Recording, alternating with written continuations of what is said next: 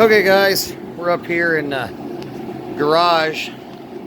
Years ago when I was, I guess, young fire pisser, 10 foot tall, bulletproof, active, everything. This was a pretty clean garage, but it wasn't used for much but parking. I'm talking a little bit louder. I've got my propane heater running in here.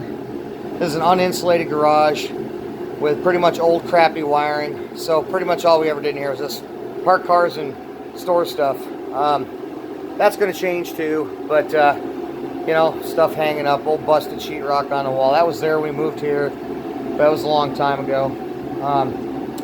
So what I'm doing up here is I'm working on the next set of doors for my carport down there, my swinging doors on the side. And I've got, you guys are probably laughing about the paint, but one of my kids picked this paint out for some project, and I can't recall. It was like they built something, and this is the color of paint they wanted when they were kids, all right? And it's interior, exterior, and it never froze, it sat on a shelf, and I wanted to protect this raw pine, so I primed it. I used Kills 2 primer, and I primed it up, and I painted it, all right? Well, one of the things I didn't think about, and on the last door, I did things a little different. It's kind of hard to see, but if you look, you'll see I put corner brackets in each corner of the door frame, and that's cool and all, but it's still going to have, sorry about my hand, it's still going to have a little twist, and where I need to put the hinges on the main beam, I need to double it, and I didn't think about that on this one in time, but it's okay because I'd rather have that primed and painted in between. And then of course I tried to make exception for the brackets that are in there and make room for them. Just messing around. I mean, I could have just used industrial glue or something like that and clamped them up and screwed it into place. But I messed around. I am not a carpenter by any means, but I actually used a wood chisel. Measured everything, used a wood chisel and a razor blade, basically a razor knife to kind of score everything and make notches for those brackets where they'll come around. And that way I can actually put some good heavy duty glue in there too, industrial.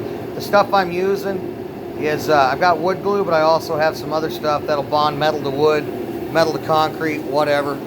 So this is that beam that's going to double up with this one on the inside.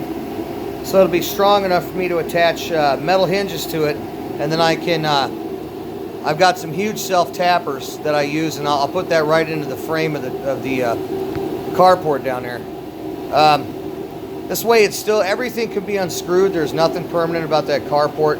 I made some mistakes when I ordered it, just on how I wanted to do things. I changed things up, and they made a mistake. I could not be here when they installed. So what it was is that they moved it on me. They looked at the concrete and said, well, this and that, and they moved it an entire foot. They had room to move it 6 inches. It's all they needed to line stuff up. I could still get in and out, and I still got issues with my swinging doors I had built in my shop, because you know, you get one thing done, you move on to another thing, you got to take into account what you've already done. So the doors, the swinging barn doors that are on the shop down there are supposed to swing open and be able to swing under the opening of the carport. They do not.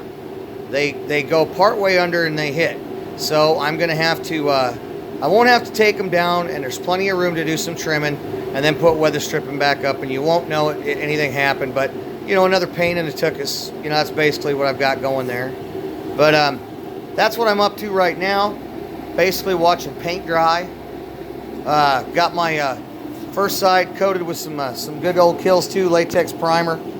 Trying to get that dry. What I like about this stuff is, if you keep it warm, it'll tell you right on there, recoat in an hour. And as you can see, it's pretty thin coat.